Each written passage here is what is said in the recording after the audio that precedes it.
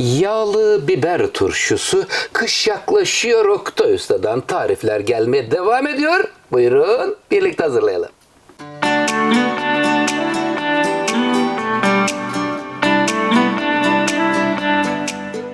Turşu zamanı. Sizler için bu seferki tarifim yağlı biber turşusu olacak.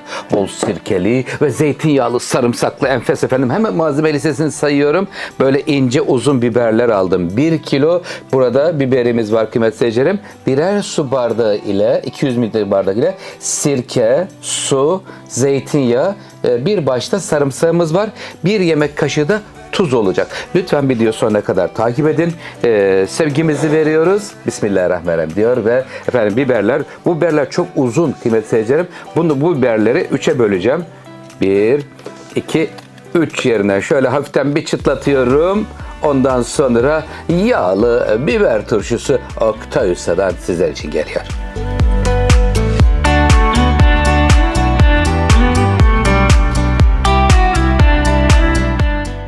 Biberlerimizi ayıkladık. Tüm hazırlıklar tamam. Şimdi hemen bir bardak sıcak su alıyorum. Hızlıca pişirmeye başlıyoruz. Hazırlanışı son derece kolay ve güzel böyle lezzetli bir turşu tarifi inşallah sizlerle paylaşmış olacağım. Kıymetli seyircilerim, bu üçlü öncelikle tencerenin içerisine iniyor. Sevgimizi veriyoruz. Bismillahirrahmanirrahim diyor. Efendim bir bardak su, bir bardak zeytinyağı kıymetli seyircilerim ve bir bardak da buranın üzerine sirke veriyorum. Böyle bağışıklığımızı da güçlendirecek enfes bir buluşma oldu. Hemen bu buluşmayı şöyle bir karıştır bakalım Ayşem.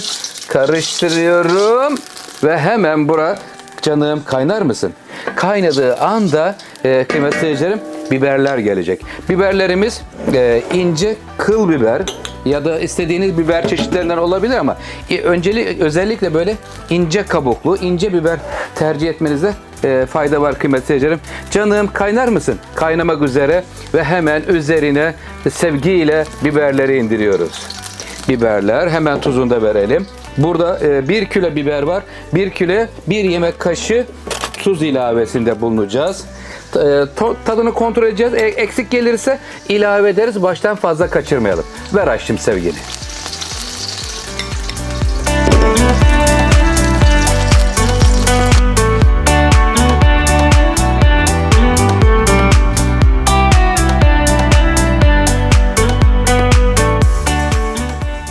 Kıymetli seyircilerim, yüksek ateşte yağlı biber turşumuzu hazırlıyoruz. Tuzuna bakmak için şöyle parmağımı daldırdım, bir attım. Bir yaktı, nefesimi kesti, gözümden yaşlar geldi. Acı biber sirkeyle birlikte buluşunca müthiş derecede yaktı beni. Ama bağışıklığımızı da güçlendirecektir aynı zamanda. 1 kaşık tuz vermiştim. Az geldi. Bir yarım kaşık daha tuz ilavesinde bulundum. Renkleri nasıl olacak Oktay'sa derseniz, aralarda yeşilleri de görüyoruz ama normalde hepsi şu renkte olacak. Bu renge geldiği zaman tamam demektir. Diğerlerinin de bu renge dönüşmesini bekliyorum. Kısa sürede böyle yüksek ateşte 5 dakikada halloluyor. Sadece geniş bir tencerede bu işlemi yaparsanız kolay olur. Dar tencerede karıştırmanız da zor olacak. Dilim yanınca, gözüm yaşarınca, dilim sürçülisan etti. Affola. Hemen tamamlamak üzere. Tamamlanınca sarımsağı ilave edeceğim ve kavanozu dolduracağım. Lütfen takipte kalın. Kış hazırlıkları Oktay'da devam ediyor efendim.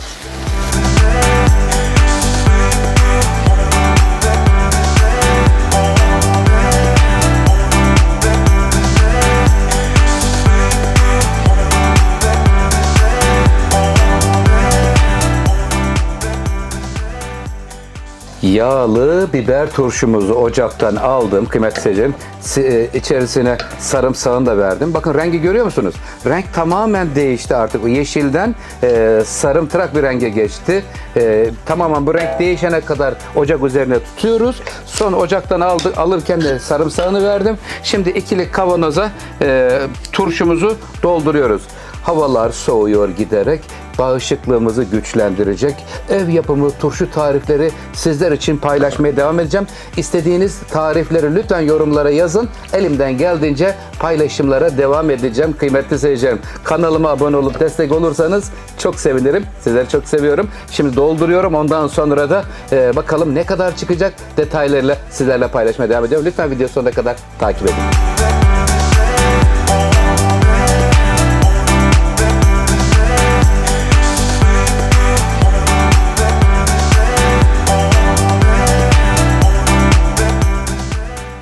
Yağlı acı biber turşumuz kıymetli seyircilerim şu anda hazır.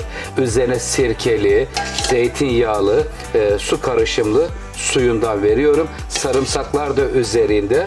Çok aşırı sıcak da değil, soğuk da değil kıymetli seyircilerim. Şimdi kapağını kapatacağım. Kapağı da kendiliğinden böyle bir vakum olacaktır inşallah diye ümit ediyorum. İstediğiniz tarifler var mı? Lütfen yorumlara yazın. Sizler için elimden geldiğince tarifleri hazırlamaya gayret gösteriyorum. Bugünkü tarifimiz böyle güzel yağlı, sarı bir acı biber turşusu oldu. Önce yeşildi, rengi sarıya doğru dönüştü efendim. Sizler için elimden geldiğince en güzel tarifleri hazırlamaya çalışıyorum. Kış yaklaşıyor, kış yaklaşırken Oktay Usta'dan turşu tarifleri, kış hazırlıkları tüm hızıyla devam ediyor. Sizleri çok seviyorum, kendinize iyi bakın. Hoşça kalın efendim.